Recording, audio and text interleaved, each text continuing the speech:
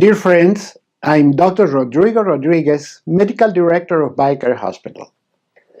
And what a better opportunity to have a nice chat with you, to talk one-to-one, to be welcome at your home, at your workplace, at your car's radio, in order to have a one-to-one conversation about matters that are very important. They're actually a matter of life and death. That's how important they are. And what dismays me is all the tools we have to bypass, to prevent, to avoid the catastrophic condition that we're seeing with health in our time, and the very little that we do because we do not have a consciousness about it, because we don't fully understand the importance of it all. So please just lend me a little bit of attention for a little while, and you're going to see how important this conversation can be and how it can change the way you live and the way that people around you live, and the most important, how healthy you're going to be, and what about longevity. So let's talk about that, because this is very important. I'm a doctor, medical director of BioCare Hospital. I have been a doctor for over 50 years. I have seen a lot of things in these 5 decades, and I have seen a lot of sick people, unfortunately. But I belong to a generation that saw how things were shifting from one type of a problem to a different type of a problem. As a doctor, I began when antibiotics were the big hope of a new era in medical care, because we were coming after actually centuries of lost lives because of infectious diseases. I mean, tuberculosis and pneumonias and all these diseases were very common, and they were killing a lot of people. I mean, delivering a baby was a big risk. It was a gamble. Many women died after pregnancy because of an infectious complication that was not understood at the time. But as we learned about infectious diseases, and as we learned how to keep them out of our life and to solve the problem, we started looking not a light at the end of a tunnel, but as a bright future in medical care. We thought we had conquered it all, that we were going to live forever, and that we were going to be very happy, that we could do anything we wanted. Because women didn't die after giving birth simply because doctors started washing their hands. Sounds ridiculous, but that's how it all started. There was a British physician that proved that if the doctor washed his hands before delivering a baby, the chances of an infection went really down. And then we learned about, from that experience, a lot of things to keep things clean, to keep bacteria out of the scenery in order to prevent infection. But when antibiotics began, antibiotic therapy probably started at the end of the 1930s with these sulfa drugs. I don't know if any of you remember sulfas. And then antibiotics, penicillin and everything. I give you a little piece of history. The man who discovered penicillin lies at the Westminster Cathedral. Why? Because his discovery changed the whole world. Just one single medical product, penicillin, changed the world. It actually was instrumental in making a lot of the Allied armies be a lot more victorious and successful, because soldiers didn't die because of infections. So that changed the world. And that is the world into which I arrived as a doctor. I'm talking the 1960s. So antibiotics had been developed. We were having excellent results with them. We were looking at a very bright medical future. But then what happened?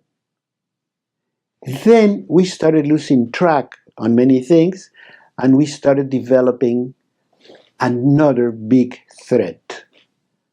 And I could say bigger than the one before, because we started looking at self-inflicted diseases. All of them are words that we hate, that we don't want to hear, that we don't want to see them around them. All of them are important diseases, like cancer, heart and vascular disease, which are the #1 killer in America, diabetes, Alzheimer's, high blood pressure, kidney disease, fatty liver. Everything affects everything. The lungs, the heart, the brain, the bones, everything. But the worst part of the whole thing, of the whole story, is that a lot of these diseases have a common origin. And that goes always inequivocally to our lifestyle. What we do, how we rest, what is our physical activity level, what we eat, etc. But it doesn't seem to dawn on us that all this is very important. I was just having a conversation this morning with a patient of ours who comes from Alaska. I love Alaska.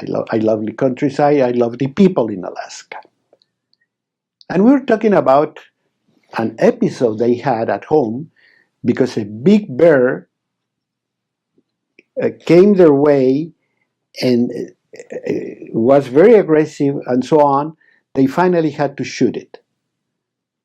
And when they shot the bear, of course, you just have a dead bear there.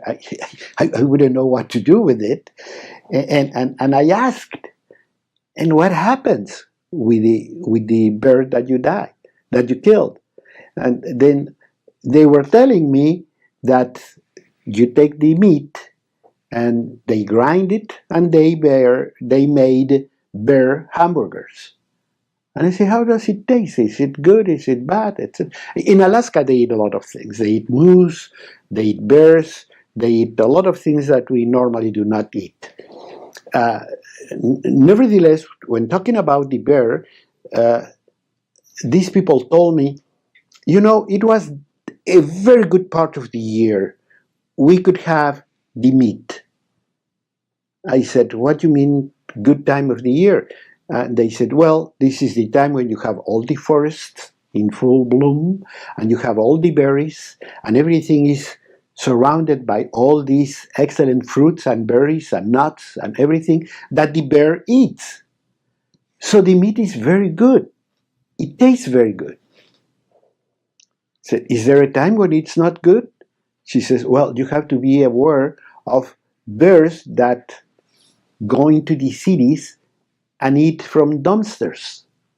Because as they eat all that garbage, the meat is unpleasant.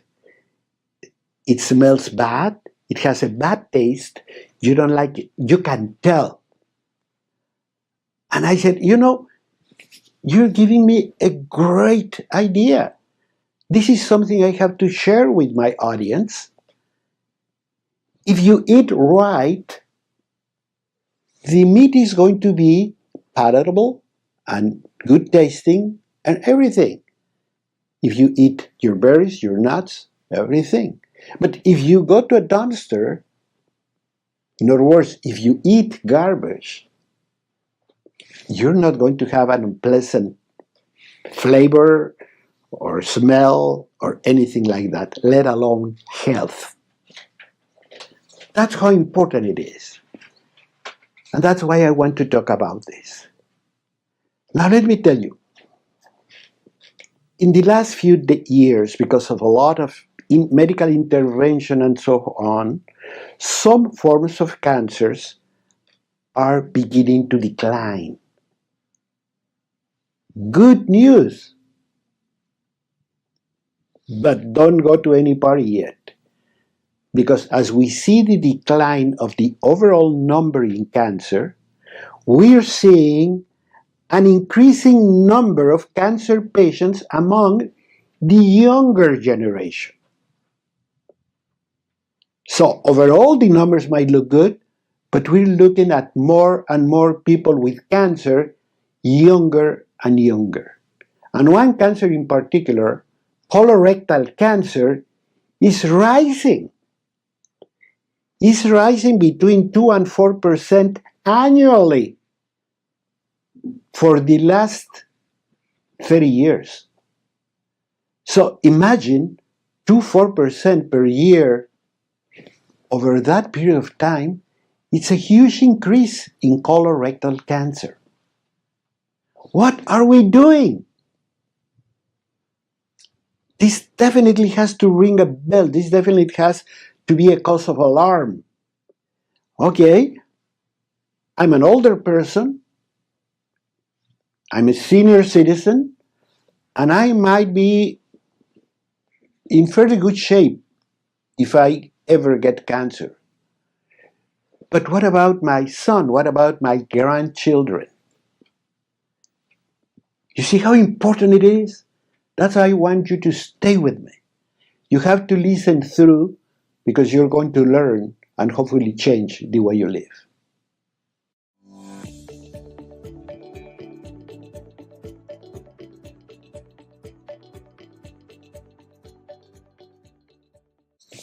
My friends, we're talking about the big C word again. We're talking about cancer. And I'm never going to stop talking about cancer because I think I have a lot of answers to deal with it. But those answers are not going to happen unless you and I have this conversation. And unless you help me to spread the word. I'm Dr. Rodrigo Rodriguez, Medical Director of BioCare Hospital. And over 50 years, I go to a hospital every day. And I have seen cancer. I've seen cancer up close.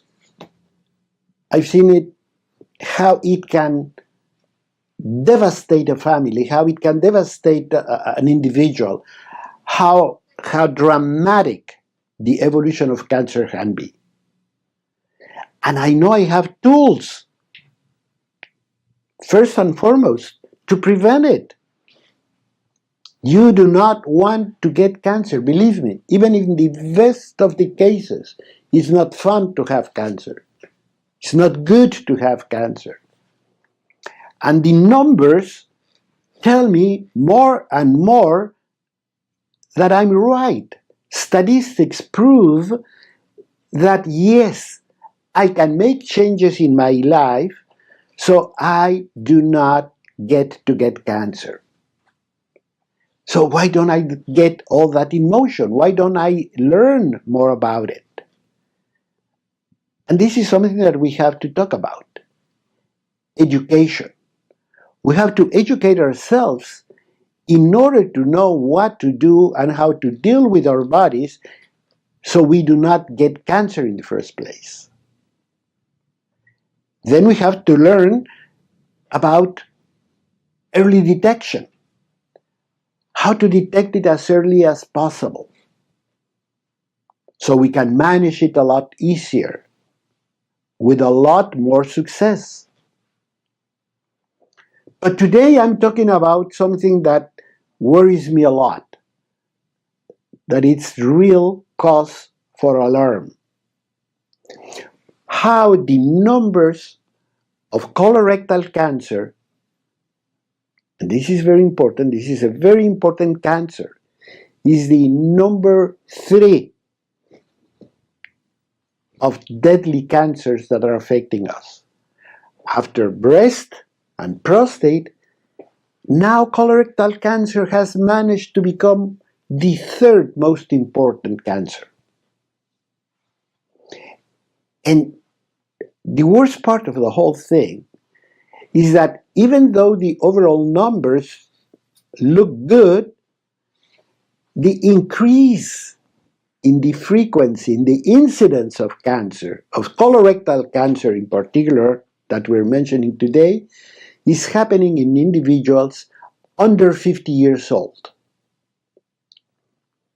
Not only that, under 30 years old, we're seeing a staggering number of new cases.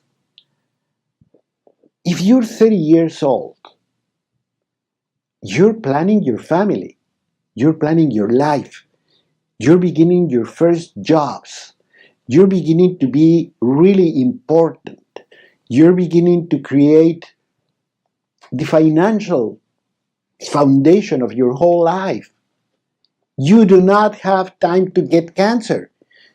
You do not have time to go to a hospital for radiotherapy. You do not have time to be out of work for weeks because you had surgery. You want to be healthy. But we have here several problems. One of them is that we do not really have, and this is where I want you to pay a lot of attention and share the word, talk to other people. We do not have any public campaign to detect in an early manner, in the right manner, colorectal cancer in younger people, because we don't think of it. We believe that young people are strong, beautiful, and healthy. They don't get degenerative diseases that are more proper from the old age. That's what we thought. But now we're seeing a huge increase in the number of cases of early onset colorectal cancer. It has certain differences from the other one. Colorectal cancer normally affects the right side of the gut, this more on the left side, but that's irrelevant to me. What's very important to me is to find an individual who's beginning to build their life, who's in their 30s, but all of a sudden starts developing some symptoms and nobody told him. That's the worst part. We're not telling our young people, be aware. Cancer might be getting close to you. The other part that really affects me is to think that if you develop cancer at 30 years of age, it's not really your responsibility. It is someone else's. And that person who's really at the beginning of the problem is somebody that should have taken care of you. Those are your parents. If your child develops cancer on an early onset, it probably means we didn't take care of this child as we should. So we have to learn. We have to educate ourselves. We have to think of that. And if you have children or grandchildren that are 20s, 30s years old, have a conversation with them. Have a conversation with your doctors and say, doctor, what can we do to detect in an early fashion colorectal cancer? And even your doctor might just take a non-blatant attitude like, oh, she's very young, we're not worried about that. You can go to the web, you can go to your doctor and ask, for example, for the new tests that are available. All they do is they take your poop and they look for cancer cells, for cancer DNA. You don't have to go through a very complicated study, but you have to think of it and you have to have a conversation with your doctor and you have to learn about it. If you don't, you might be missing a big chance to improve your health or to bypass completely a deadly disease. And as I have always said, if worse comes to worse and you get it, be able to detect it when it is a tiny little problem. When it's going to be less expensive, less suffering, and a lot more successful. But you have to think of it. That has to be part of your living strategy. And younger people do not tend to pay too much attention to this sort of podcasts. But if you do, tell your children about it. Sit at the table and have a little conversation. Doesn't take much. Have you noticed any change in your bowel movements? Have you noticed any pain, discomfort, and so forth? Don't take it very lightly. Talk to your doctor. See what tests you could do to have a very early detection of what could be a serious problem. I have already told you, 2 to 4% increase per year over the last 30 years. That's a lot of people, young people, in their 30s, 40s, or early 50s, developing early onset colorectal cancer. We have to do something. And that's what I want to tell you. And I'm going to show you how. That's why it's important that you listen to podcasts like this and that you get more and more information. If you watch me in the social media of your choice, I'm sure you're going to find links to other speakers, to other information, to dietary measurements, to physical activity improvements, to a lot of things that are going to be working on your behalf because they're going to be changing what? They're going to be going at the root of the problem, which is our lifestyle. Make no mistake, there is an unequivocal connection between how we live and how we will live.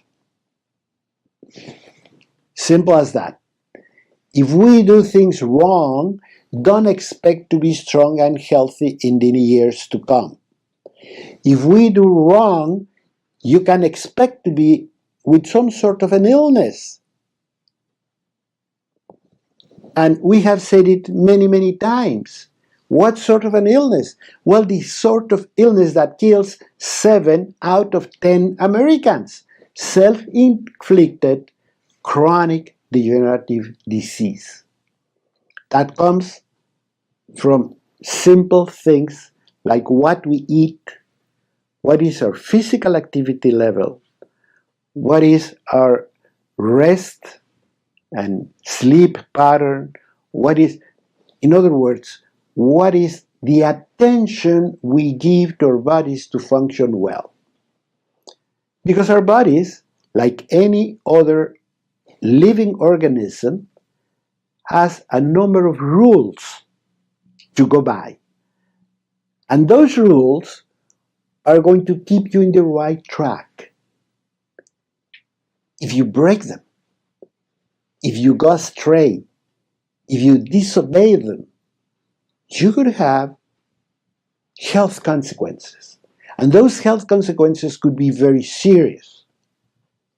And that's exactly where I do not want to see you.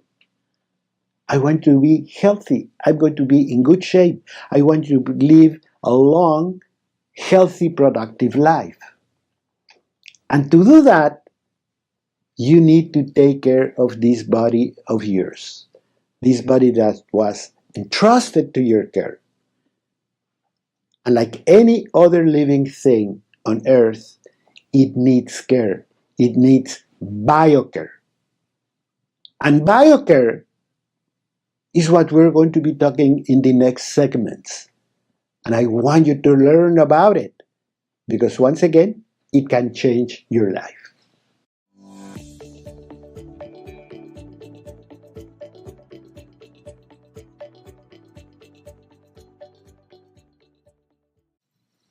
You are with Dr. Rodrigo Rodriguez, Medical Director of BioCare Hospital. And I'm very happy to be with you. And I'm very happy to be able to have this conversation one-to-one, because I'm talking about something that to me is very important. It's dire important. We are looking at an increase in cancer numbers in the younger generation. We're talking about people that are 30 years old, 35, in their 40s, what we call early onset cancer. When you say juvenile whatever, when you say this is a disease that began early on life, no matter what, no matter how, it worries me a lot. Because when I see somebody and they tell me, for example, about someone, and they tell me,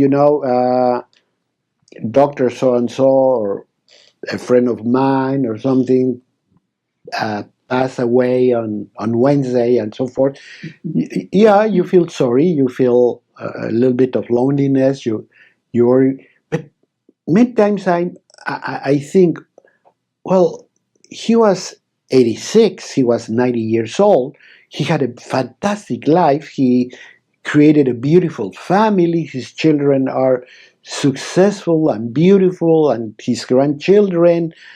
Okay, I think there is a time to go. But then, when I see somebody that's very young, then that hurts me a lot. Particularly if the person that's leaving us already has his parents or her parents. Because I cannot begin to understand what you have to feel when you lose a child. And not only that, but that young person has a family, has children, has a mortgage, has so many things that you say, no, he cannot go. She cannot go. She's raising her children. She's raising her family. Both are working to pay the mortgage. What's going to happen to those children? What's going to happen with that family? A broken family is never a good thing. So what we have to do, we have to be responsible. And responsibility begins with self-care. Because if I'm the person that supports my family, if I bring the bread and butter, if I take care of everybody, if I guide them, if I watch them when they're sick, if I'm the guardian of this whole family, I have to make sure that I'm in good shape. And that I have seen, believe me, many, many times. Because being a caregiver has never been easy, even in the best of the cases. Even if you're well off, even if you have no problems or health problems, you still have to watch your family, you see what they do, you still have to guide them, you still have to advise them. You have a responsibility with all of them. But what happens when it comes to care? What happens when it comes to BioCare? And I love the word because it implies a very proactive verb, which is caring, that implies responsibility, knowledge. You cannot care if you ignore the subject. In order to be a proper caregiver, you have to know what you're doing. You have to know your goals. You want to know how to do it. You have to know what you need to be a good caregiver. And that begins from the minute we have one child. And when we have a child, we have to think that this person has to be very healthy and has to be very functional, because we want our child to live healthy and functional for the next 80 years. You do not want to have a child to get him through graduation, or just to his marriage, or just to her prom. No, you want a child that's going to bloom and function for the next 80 years at least. And to do that, that means BioCare. That means I have to know that I have a biological body, a beautiful baby that I have to care for, and if I have to learn how to do it. I have to know how to do it. In our time, there are a lot of resources to train yourself. But you can read my blogs, you can watch my podcasts, but you can call me. You can have a conversation. You can send me an email. Doctor, it's 3 o'clock in the morning and I have a baby like this and this, and you're talking about nutrition. And I'm telling you this, I'm not making this up because it happens, that people tell me. And I read that if I do this or if I do the other, this could be bad for the baby because he could develop allergies or he could have problems. But I saw that this and this, what is your opinion? It's not necessarily a consultation, but it's an opinion that hopefully will guide you. Or you might get a call of attention like, oh, you know, that thing you're telling me doesn't sound as simple as you tell me. You should check with your doctor. I think it's time to talk to the doctor, because many times we don't know when to go to the doctor. About any food, about anything, we have to learn. Let me give you a number that you probably know, you probably understand, you probably already have thought of it. Early onset colorectal cancer has been connected statistically to obesity in children. And again, the problem is not if you're fat or not. The problem is that obesity tells a story. And the story is that if you're obese as a child, you're probably eating the wrong stuff, the wrong amounts, and nobody really cares for you. If you have an obese child, nobody cares for you. Because if you really care for your children, you make sure they eat the good stuff. Just like the bear I was telling you. You eat your nuts, your berries, your good food. You don't go to a dumpster to buy food, which is what many people do. Why? Because they just want children filled, not fed. So, okay, shut up. You can have this junk food and stop bothering me. Because I don't have time to cook, I don't have time to look for, I don't have time to make a salad, I don't have time to go to a market, I'm just fill you up and shut up. So if you're an obese child, chances are that the people you live with don't really take care of you. If they did, they would check matters differently, they would take you to a doctor, they would look for advice, and they would put a lot of time and effort in showing you a better way. So, early obesity or obesity during adolescence has been connected to early onset colorectal cancer. There's another good reason for that, and that is the intestinal flora. Obese children eat the wrong thing that does not feed the intestinal flora. And one of the functions of the intestinal flora is produce essential fatty acids, and some of them will block cancer cells from developing.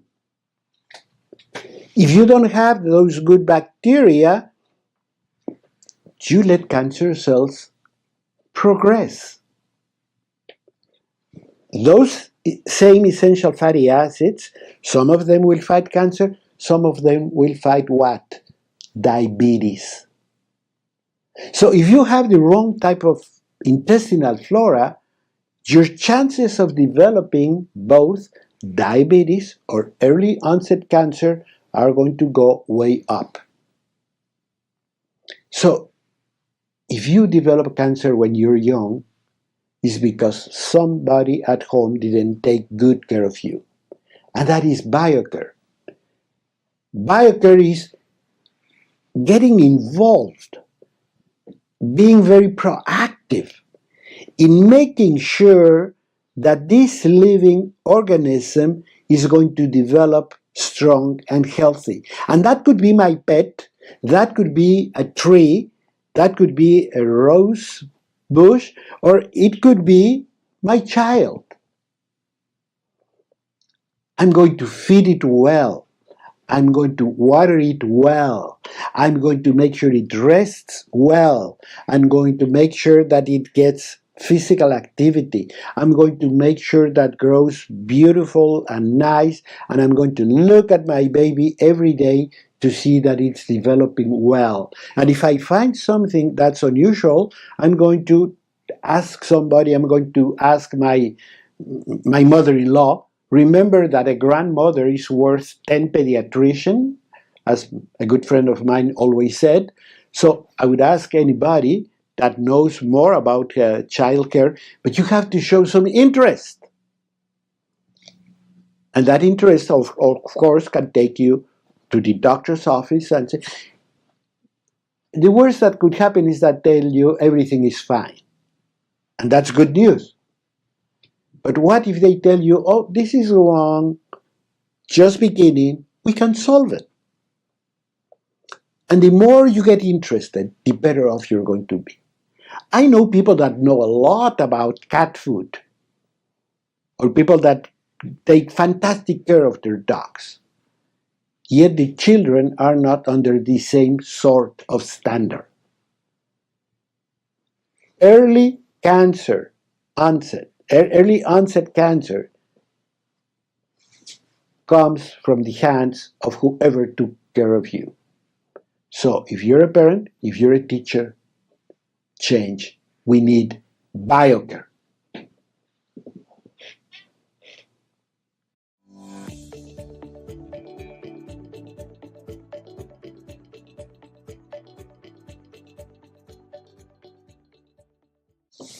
I'm really having very good time. And I feel this is a very good time because I hope this is going to be a lot of good quality time. I'm Dr. Rodrigo Rodriguez, Medical Director of BioCare Hospital. And I love the chance to be with you. I love the chance to be able to express myself in a lot of feelings of worry, of concern about what's happening to younger people. Cancer has been around me all my life. As a doctor, I had to face cancer from the beginning. But I have seen how things have changed. When I started medical school, when you talk about cancer, you always talk about an older person. You'd say, well, she had cancer, and how old is this person? And this was older people, 70s, if not 80s. You would not think of cancer in anybody under 50. I mean, let alone under 30. But things started to change. And then all of a sudden we started looking at people in their 60s which was young for a cancer patient, and then 50s, and then 40s. And I have seen how sometimes I see somebody that looks very good, looks very beautiful, handsome, people that come to the office and sit down, and, hi, how are you? And how can I help you? And they say, well, I'm here because I was diagnosed with colorectal cancer, with breast cancer, where you're also looking at people very frequently very young. And you say, oh my God, I thought you came for anything else, not cancer. And then everything you do, you start looking at how cancer progresses in younger people. We have to remember that cancer is our own cells. It's not a bacteria like in infections. It's not a fungi. It's not anything like that. It is one of your own, very own cells that's wreaking havoc in your whole body. And that is because this cancer cell has been allowed to replicate, to prosper, and to create a tumor. What have we done wrong? What has happened? Well, believe me, a lot of the world research, a lot of the best oncological institutions in the world are after this question. Dana-Farber, National Institutes of Health, Massachusetts General, the big oncological centers in America are turning their eyes to the problem of early onset cancer, particularly colorectal cancer, that seems to be increasing and increasing in numbers in the younger generation. Those of us that are in the last part of our lives seem to be spared. But the younger people, 30 years old, 40 years old, 50 years old, are getting increasing numbers of cancer incidents. And they say, well, that is because we don't have really good programs for early detection on younger people for cancer, because we don't think of cancer in young people. Now we have to start thinking about it. If you're 35 years old, you're not excluded from thinking of cancer, from visiting a doctor, from doing tests. And I was telling you that there are coming new tests where you don't really have to do anything other than send poop to be analyzed for cancer cells. And then you go to more important studies. But the first step is very simple. You can do it from home. So all you have to do is think of it. And then see where the problem might be coming from. And I was telling you that obesity as a child or adolescence is a problem. Sweetened beverages have been explicitly pointed at as one of the culprits of colorectal cancer. Sweetened beverages. Dr. Atkins, who was very famous some years ago about the Atkins diet, and he was a very important physician in the metabolic medical world. He always said, remember, every time you have a soft drink, all your body was asking for is a glass of water. If you keep that phrase in your head, that can help you a lot. If you're thirsty, all you need is a glass of water. Skip sweetened. It doesn't matter what you sweeten it with. Sugar, fructose, worse. Non-caloric sweeteners, even worse. This has been proven. I'm not saying it. I'm not making it up. Sweetened beverages are toxic. Don't take them. Just have water. That's what you need. And then the other problem is the lack of physical activity.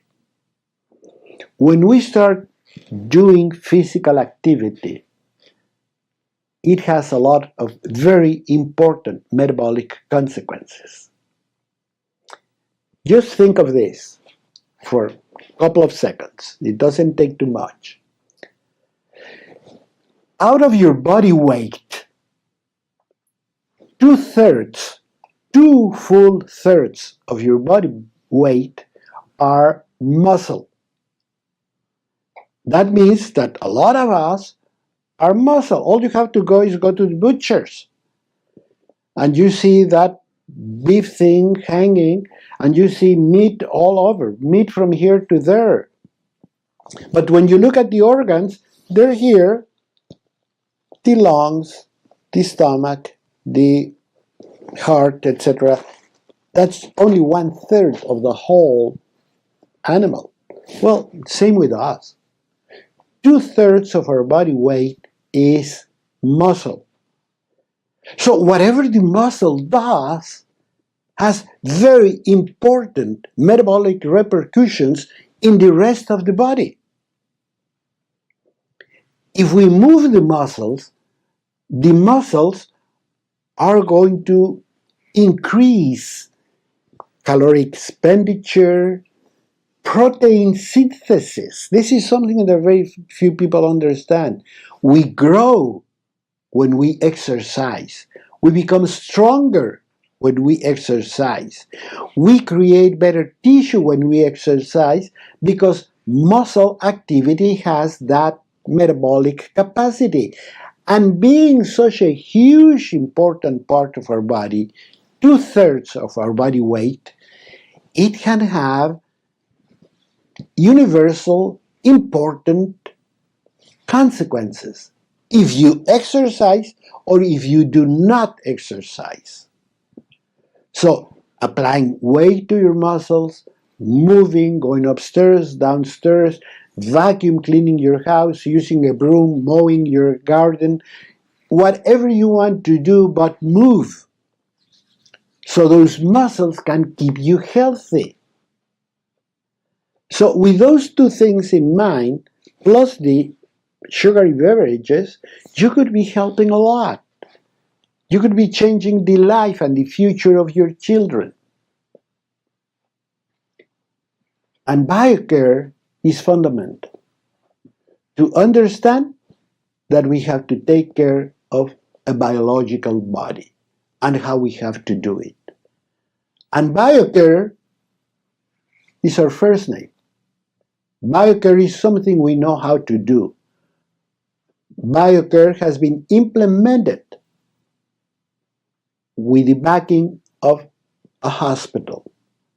In other words, we're putting together all our metabolic knowledge, all our integrative medical knowledge, all our nutritional knowledge with medical modalities.